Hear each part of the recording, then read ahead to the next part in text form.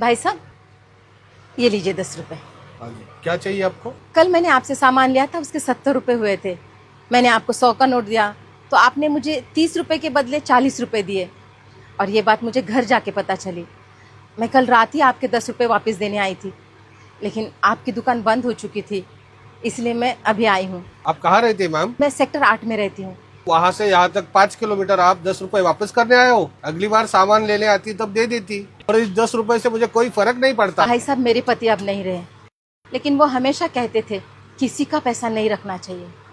जिसका पैसा है वो चुप रह सकता है, लेकिन हमने अगर किसी के पैसे रख लिए, ऊपर वाला सबका हिसाब करता है। और हमारे किए की सज़ा हमारे साथ साथ हमारे परिवार को और बच्चों को भी मिलती है। नमस्ते भैया। रमेश, दुकान पे ध्यान दे, मैं आ रहा हूँ।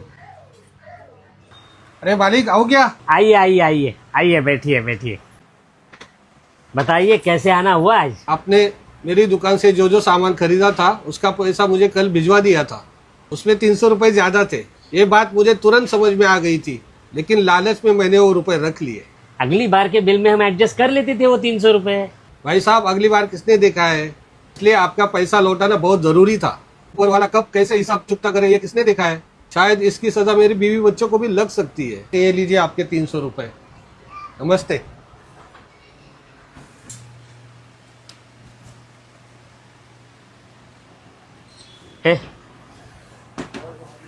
ऑफिस संभाल, मैं जरा आता हूँ।